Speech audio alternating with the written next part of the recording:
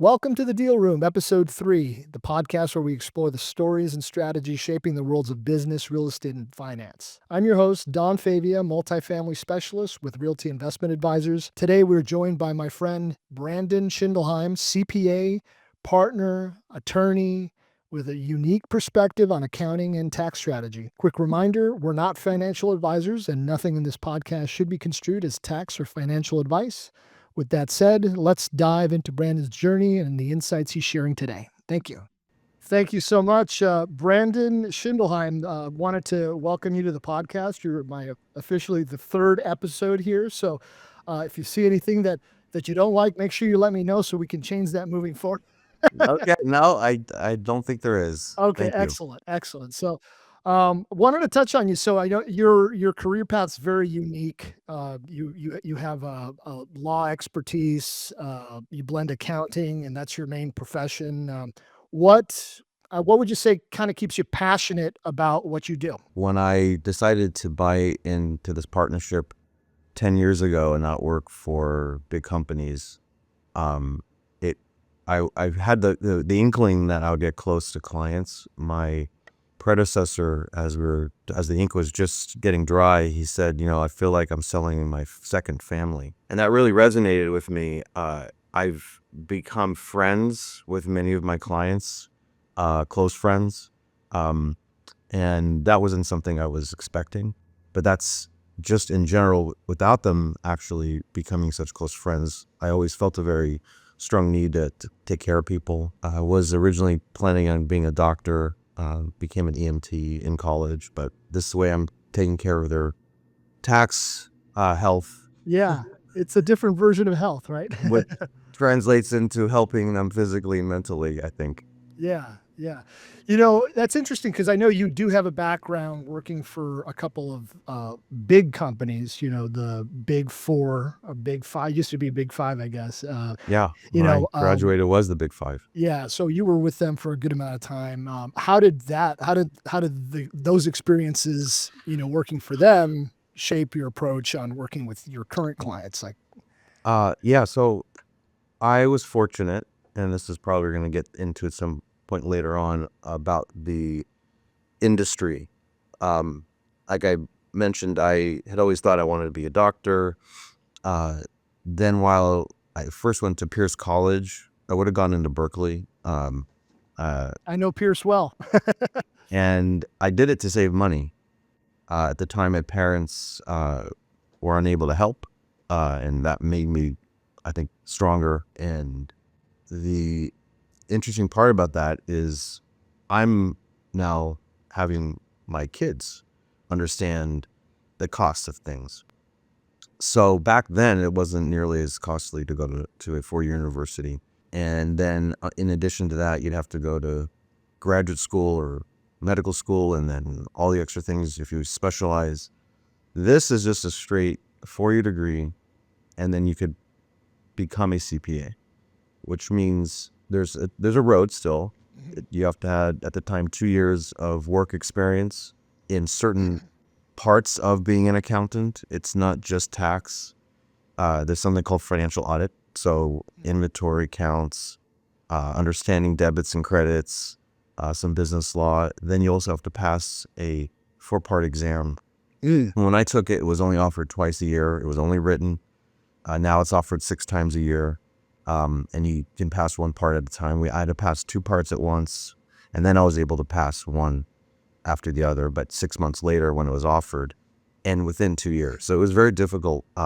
They loosened it up, and I think they're trying to loosen up a little bit more because of what's going on in our industry. Yeah, we'll touch on that further. Yeah, It so seems like they're trying to draw people into the profession. yeah. So then I transferred to UCLA, took a business accounting law type class, and realized I wanted to make money out of college. I didn't want to continue to spend more. I knew the doctor route was much longer and more expensive. Oh yeah. And the whole while, I hear my mom saying, be a lawyer, be a lawyer, be a lawyer. So that was the first kind of introduction I had to a law class. And my dad is a lawyer, and I just kind of followed in his footsteps. He happened to also be an accountant, but did it in private accounting, like in an industry job rather than going to public accounting, which is what a CPA is. Right. So I just wanted to make money and work hard at it. That's how I kind of fell into becoming a CPA. And then working at Deloitte, I was part of the dot-com bubble that they laid off a bunch of people, and then Sarbanes-Oxley was enacted. Hectic and times. and then all the extra regulations, and then they had the big five accounting firms, which then became the big four because Arthur Andersen had that issue with Enron, and they end up actually really benefiting by implementing all the the SOX regulations. And these are publicly traded companies, so the fees are very, very, very, very high. Yeah. Because it was brand new and they were required by law. Right. So I ended up going actually to a financial position at a real estate development company called Playa Vista, which is now, with Playa Capital Company developed Playa Vista, which is right next to Marina del Rey. Worked there for a couple of years, then figured, I'll just see what law is like, because I was kind of just making, it sounds kind of crazy now, but $50,000 back then, and I wanted to make more. So I went to law school, figured, I just end up at a big law firm, be a tax attorney. That's a heck of a way to just jump into it. It was not what I thought. In order to be in a tax practice, you really needed to be the top 10% of your class going to a top tier law school. And I went to a second tier law school because I got a scholarship. Again, I wanted to save money. I'm always very frugal in many ways, but in other ways I'm not. But in this instant, I felt like, I'll get a law degree. It was very hard. Yeah. Dragged my now wife, but then fiance, up to Sacramento. So she had to deal with not really knowing anyone, working a couple days a week. She learned how to cook. Very There good, you go. very good meals. So that was Excellent. a side benefit I was not expecting, and could not get a law job. I was fortunate to fall back on my accounting background. Talked to a tax professor. He then said, I know the managing partner at Pricewaterhouse, which is one of the other big four firms. Yeah. But in the tax group. So rank came down, got an interview. On my way, before I even got to the airport, she called me and said, I'll extend an offer. Wow. So I was like, score. I thought, wow, I'm going to get a job. Yeah. Yeah. Because a lot of attorneys are barely making ends meet. The law profession is one where you see a lot of it in movies and television shows, and everyone's like, wearing these, expensive suits and going out to dinners and cracking expensive champagne bottles. But that's not really most of attorneys. Yeah. And Especially so, starting out, like much other professions, it's a big grind, and you get a lot of grunt work, a lot of late hours.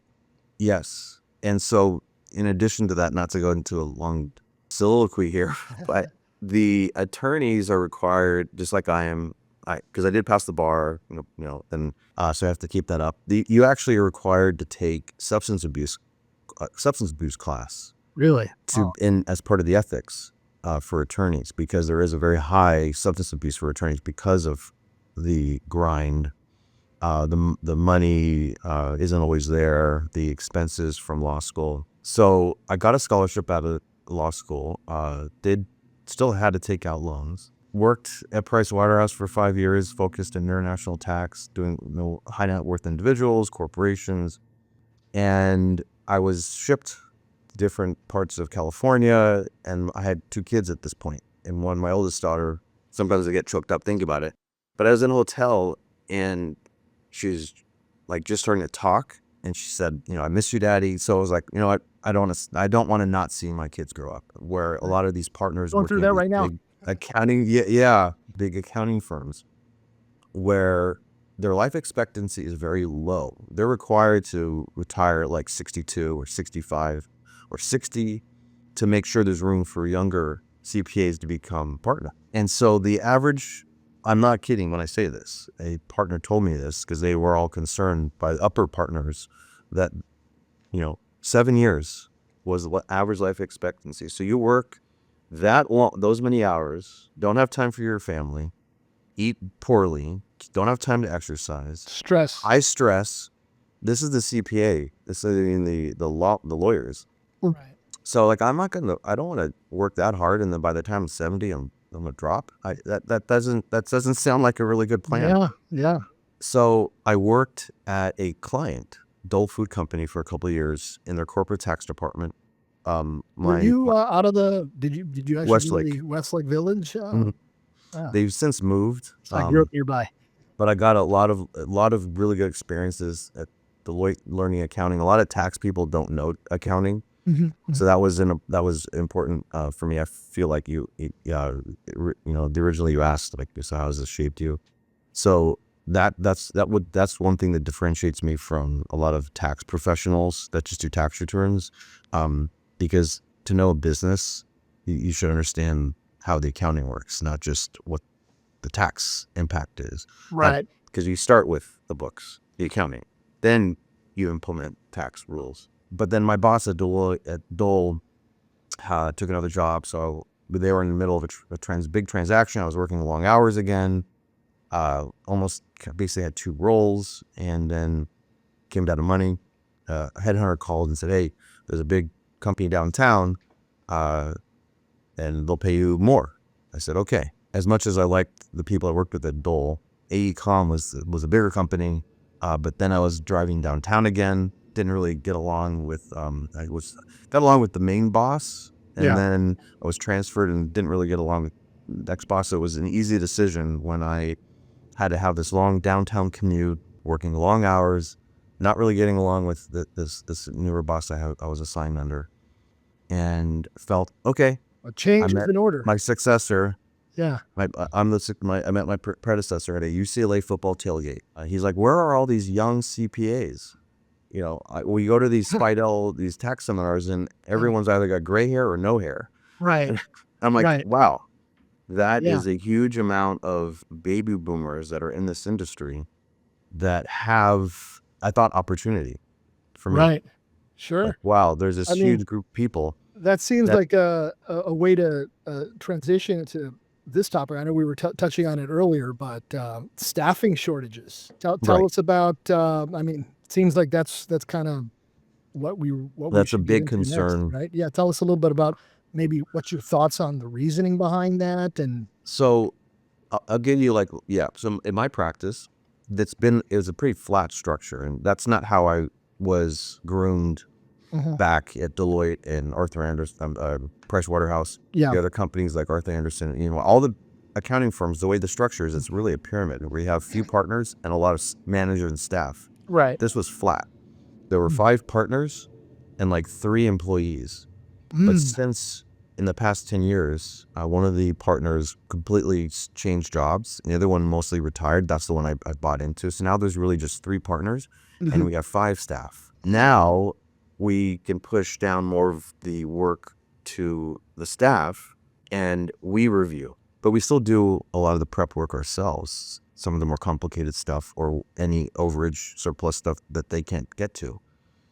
It's still not perfect because there's still such a tidal wave of new clients trying to find CPAs because CPAs have been dying, retiring, medically stroking out, heart attacks. And when you're dealing with someone's taxes, especially in a business, as loyalty can only go so far. But Yeah. if you can't service their business, they have to find someone else. There are extensions.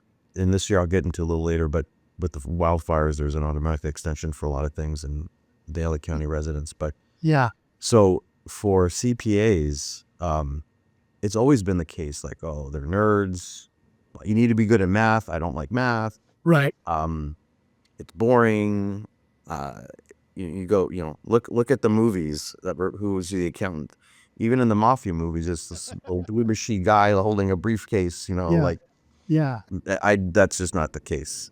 But that's the reason, the perception why people don't want to do it.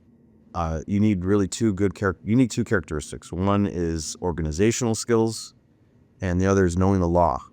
That really behind what to put down, on the tax return, how to put down, how to calculate it. All those things are written in Internal Revenue Code and regulations, and lots of treatises out there, lots of guidance that the IRS puts out. Plus the software it helps out a lot. In the years 22 and 23, and this is published, in the United States, there was 17% of all CPAs have died, retired, struck out, have exited the profession. Wow.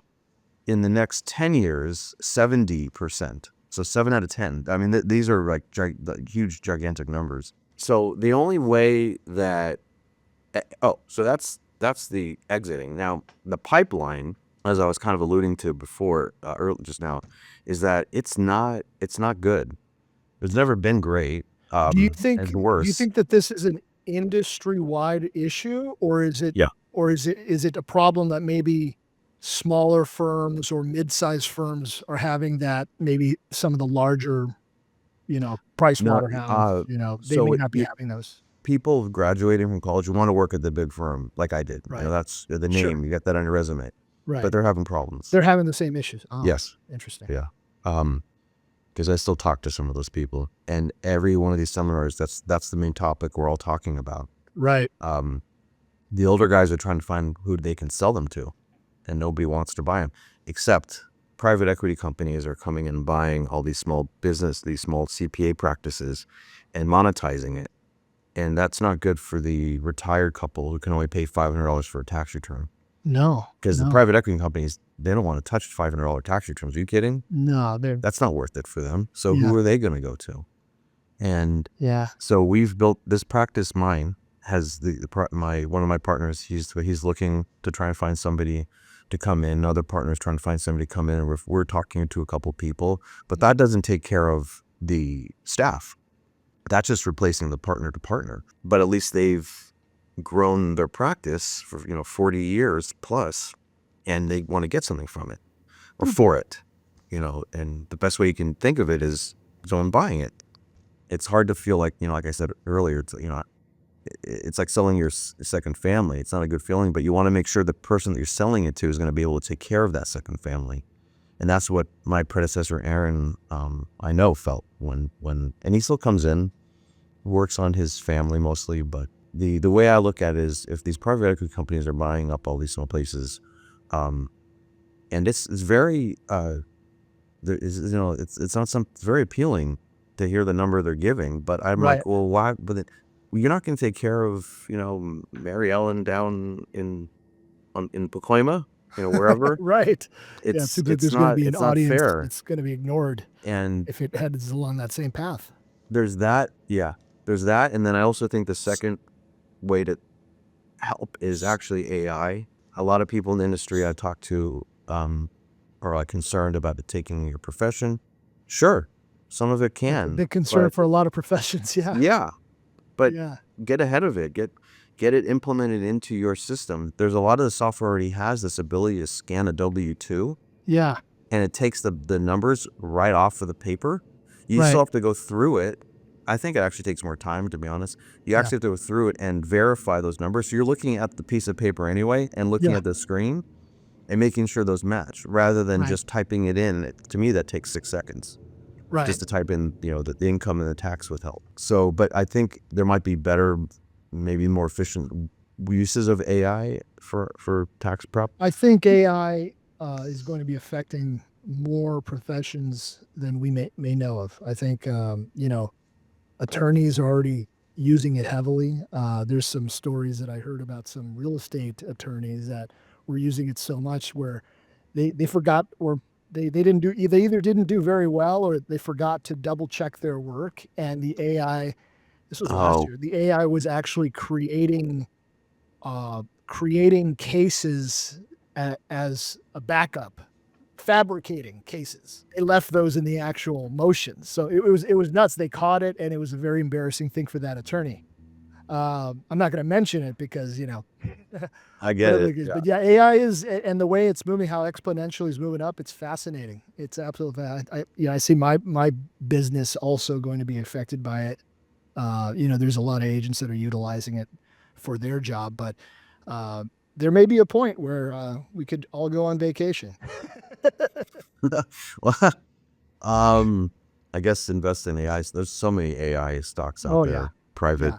that are But I illiquid. did want to touch on it. You mentioned it a little bit earlier regarding the wildfires. This is, it's just a few weeks old, but it feels like it's been 6 months with the amount of There's still madness. fires going on. So yeah, it's still new. It's yeah. You're hearing about a new fire every other day. Are you any of your clients being affected directly by this, or have you been, Yeah. Yes, I was affected by it, but it's funny because I look at this year in a way similar to 2023 Mhm. because there were floods in California Right? I remember. that actually really weren't affecting anybody. Right. And I don't, I have hundreds of clients and Yeah. all throughout California and outside the US and outside. Not one of them couldn't find their tax papers because there was some water outside. I'm not saying people that some of the floods didn't affect them, but the entire state, except for 2 counties, Yeah. got a 6-month extension. I remember. That It was even what we. affected 1031 exchanges deadline. Yeah. Yep. Yeah. And so in our industry, we call that the tax season that never ended because even on October 14th, I think it was, which is the extension deadline for individuals and C corporations, Yeah. the IRS said, "Oh, you get another month." I remember. So we had I until remember. November 15th. Yeah. But this definitely affected people. This people's houses with their tax records and Everything. everything else are gone. Yeah. So Even I get that. safes were burnt down. Some safes made it, but it goes to show you got to get the right safe when it comes to protecting your important documents. Yeah, that's a good point. Um, Yeah. yeah, there's a lot of now, there's a kind of, meeting or, seminars and stuff about what to do. There's something like the 6 Ps, like people, pets, past personal documents, and a bunch of Ps. Yeah. But my power was out for 5 days in the Calabasas area, and I feel lucky. Yeah. Um, Yeah. and yeah, I lost hundreds of dollars of food just spoiled, probably Yeah. thousands actually. Now that I think about it, we had 2 refrigerators, but the clients of mine, I know 3, um, in the Palisades. These are, $4, 5, 6, $7 million homes Yeah. gone. One in the Eaton fire and also Team of Pasadena. His house Yeah. is probably $3 or $4 million gone. Wow. So many terrible stories. Yeah, a lot of these people also are nearing retired, 60, 70 years old. They worked their whole life and accumulated all this. And then this is how they go out like this. That's awful. If it were me, I'm 47, I'd have time to recuperate. It's like a stock market crash, Mhm. as kind of an analogy. I'd have time to regroup, Right. claw back, but somebody in that age group. No, yeah, it's going to affect their entire retirement, and they're going to have to look at options that they probably didn't fathom because that's massive, massive changes. The amount of, really, it's a moving topic. I mean, with insurance and not knowing what's going to be covered, I'm hearing so many stories of people either not being covered at all or being covered very, very minimally that are not going to be able to rebuild. Um, homes that they were living at for decades. So it's tragic. Yeah, one client's that I'm thinking of, he actually had like Civil War museum quality artifacts, Revolutionary War artifacts gone. Well, hopefully this new administration that just took power a couple days ago, and I think they're visiting. I think the president's visiting us today. This is the 24th that we're filming. But I saw him go to North Carolina yeah, because the way, and I talked to somebody, it's so weird. This yeah, tax seminar I was at, one of the guys that was there, he was in Palisades. He lost his house. He's not a client. That wasn't even one that just came to mind. And another guy was presenting his sisters in North Carolina for the Helene hurricane. yeah. And apparently the way that FEMA handled North Carolina was horrible. Hmm. And so this administration will probably be getting, I think the FEMA director might have been resigned or something. Um, I hope things are Yeah, done no, I think correctly. they did a disservice to a lot of the people in North Carolina. I mean, I heard some terrible, See, terrible things. That was a and here's the tremendously, mess, and here's the messed up part. yeah, I have discussions with people like, oh, well, California has fires, but we have hurricanes. I'm like, no. One's preventable and one isn't. You can't prevent a hurricane, but you can prevent a fire. And the policies here have made it very conducive for homeless people to start these fires. I have a friend client lives in Granada Hills. Yeah. Not part of these old wildfires, but just this last week, behind her alley in Granada Hills, there was a homeless encampment, and the cops have been called, moved them to keep coming back. They started a fire, and she's a florist, half of her business out of her house is burnt up. The husband had to get on the roof, take care of their house with the hose, and the next door neighbor's house like a hero before the firemen can get there. But because of the policies that allowed them to come here and just squat, Yeah. That's they don't. That's not their property, aggravating. so they don't care. Aggravating is all I could say about that. And That's one thing that can be cleaned up here, but that's Yeah. not. Unfortunately, that's not the federal government's job. It's the local and the state's job. Right. So, with the new administration, there's, a lot of speculation as to tax policy, how that might change this year, next year. I guess, what are you expecting? I mean, there should be some favorable things happening, some extensions on some previously passed as well. Isn't it ironic? Yeah. That the way the Tax Cuts and Jobs Act in 2017 was designed was to kick the can down to whoever the administration and the legislature would be This year. here. Right. That is interesting. That's very interesting. It's almost like fate. Yeah. Or Almost divine like it was intervention or designed. something. Yeah. Because I look at that as more than just a coincidence. And I think the extension will occur at the end of this year. Mm-hmm. I think it's going to be real nail biter like usual, because you have, for the past 20 years, it seems like, since Gore v. Bush, Yeah. the parties and those within the parties are constantly fighting.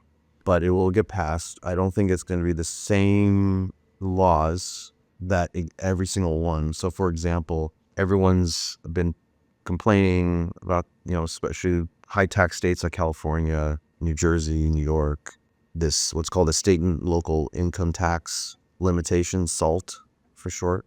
Right. That for I've heard a lot personal about that. taxes, Yeah.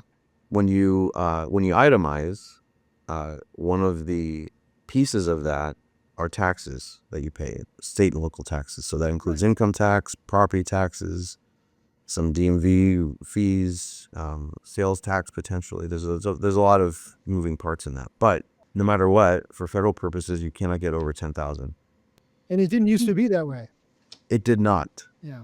Was there previously a cap, or was it uncapped? No.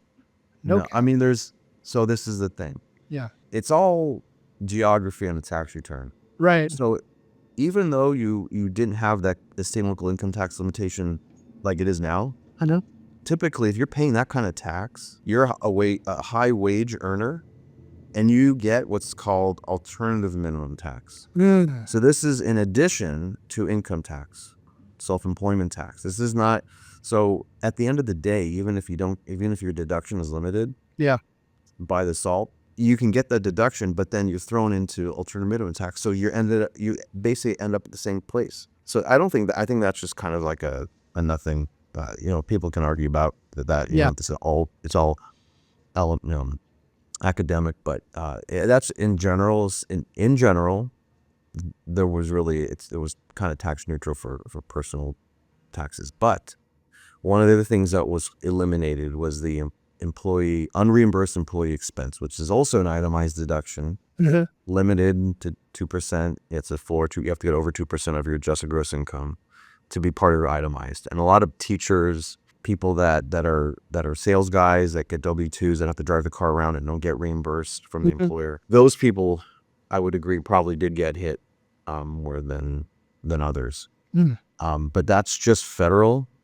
That's not the state. California didn't adopt the Tax Cuts and Jobs Act, so they could still deduct it the same way they would have prior to it. Yeah. I think, but to be honest, the reason that was done is because so many people put so many personal things in that as a deduction that shouldn't.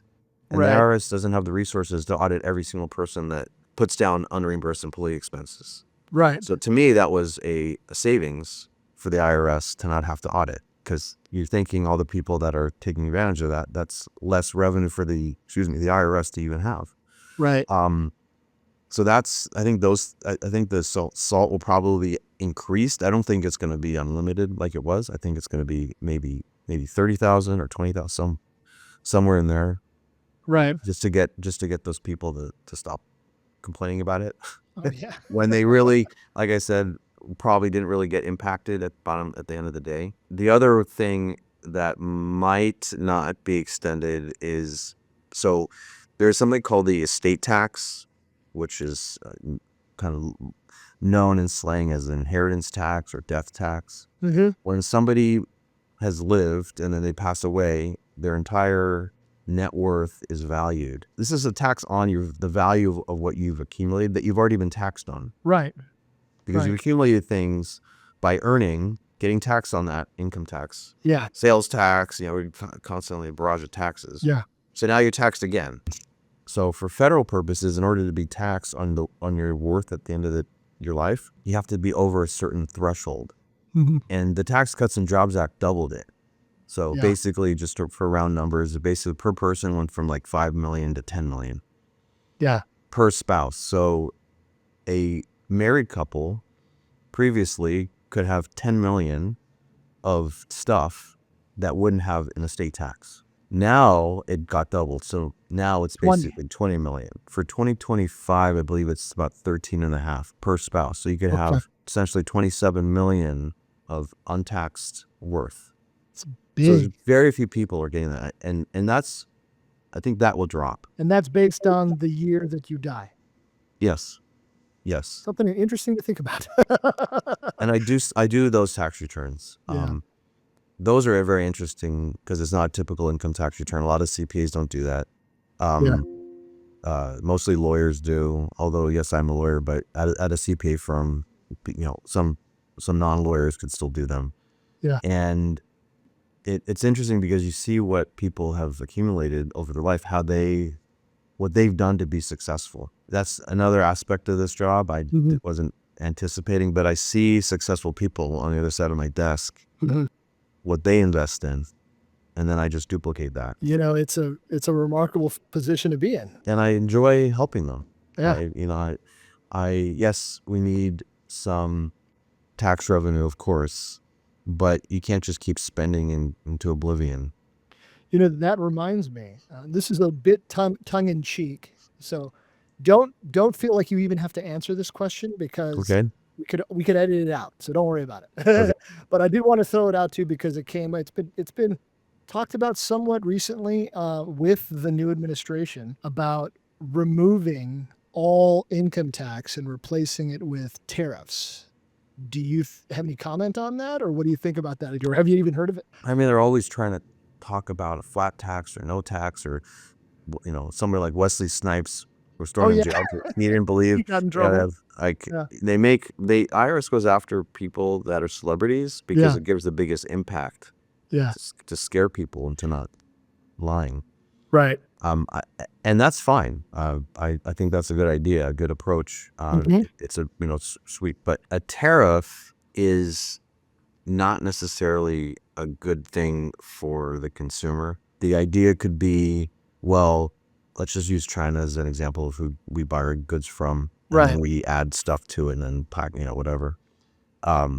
If we could get China to reduce their cost to us, so in other words, let's say it was $1, and now the tariffs are going to make it $1.30 because the consumer has to pay for that. Well, we tell China, you have to reduce it to 70 cents, or just whatever the exact math is. But that's what I think the administration is thinking China's going to do, and maybe it'll be somewhere in the middle, because the concern with tariffs is that it could potentially increase inflation. Right. But that may not, and that obviously is not a good thing. Right. No, we've had our own battles with inflation the last few years. You want some inflation, but you don't want the excessive inflation. I don't want to use the wrong term of art, hyperinflation. That's not really, fine. Right. It's excessive inflation. You have to stop allowing people. You got to hurt. You got to stop allowing people to be able to buy so much stuff. That's what Yeah, it's inflation supply and is, demand. right? Too Yeah, much money chasing too few goods. it's at the bottom. At the end of the day, that's what it is. And if you increase interest rates, that will happen. There's a well-known economist named Milton Friedman, Freedom to Choose, capitalist, recognizes that this cycle in America does it all the time. Every 20, 30, 40, you could see go up and down, up and down. It's like we are, the way he made an analogy is like you're drunk, having a party, good old time, Saturday night after Shabbat, Saturday night, and Sunday morning you wake up with a hangover. Well, we're having a hangover. You could see the U.S. debt clock. Scary. I'm not saying anything that isn't factual, right? You look at it. Yeah. So our GDP is about $5 trillion. And that's all eaten up by Medicare, Social Security. Those are the current payments. Those aren't the unfunded Military liabilities. The too. current Military. payments. Yeah. Military and interest. Yeah. And That's interest, I not. heard, is larger than the military now. Is that true? It is. That's scary. Well, when I last looked at it. Yeah. Yeah. Wow. So I mean, if Fed reduces interest rates, then that component's going to go down. That doesn't include the cost to pay the government employees, the rent the government has to pay. Doesn't include any of that. Yeah. And it doesn't, like I said, it doesn't include the unfunded. It's like, I just look at it, it's like over $100 trillion, the unfunded Social Security and Medicare liability. It's unbelievable. That's over $600,000 a person.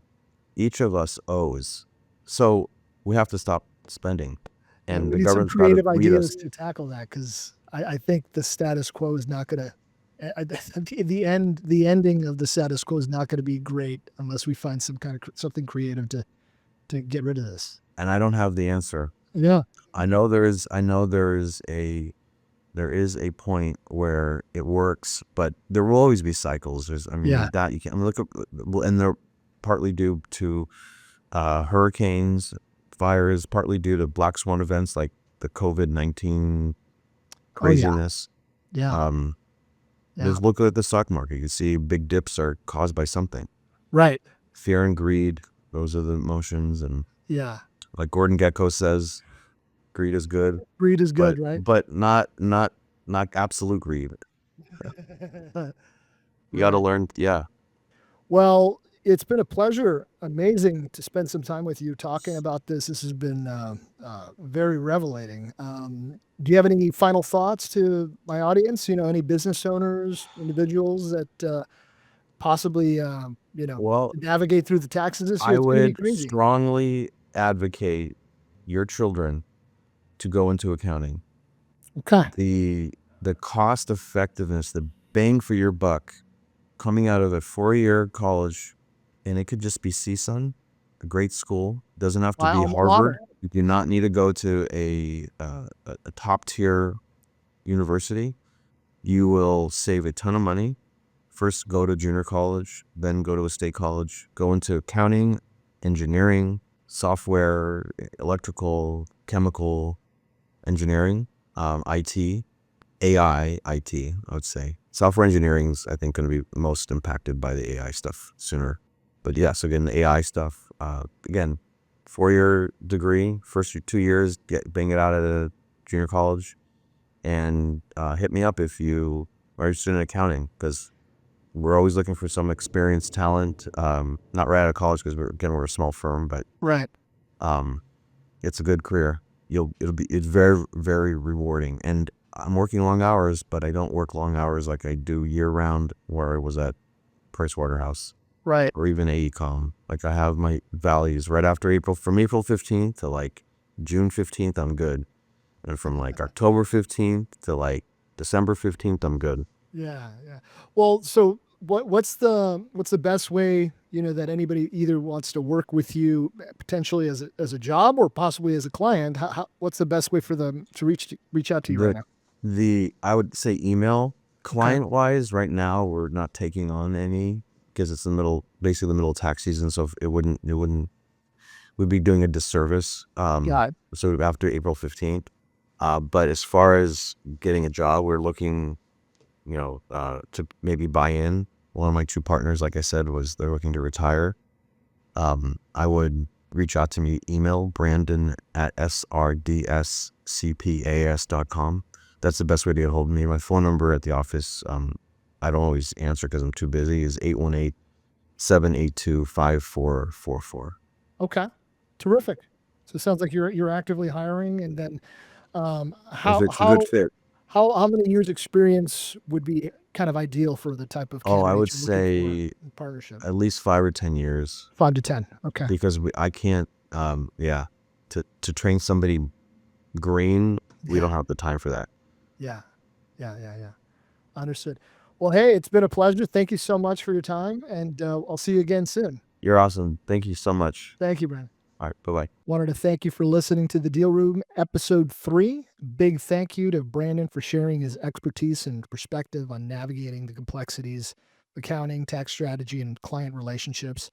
Remember, nothing in this episode should be taken as financial or tax advice. Always consult with a professional for your specific situation. If you enjoyed today's conversation, don't forget to subscribe, leave a review, like, and share it with your network. For feedback or guest suggestions, connect with us at dfavia@riacre.com. See you next time. Thanks.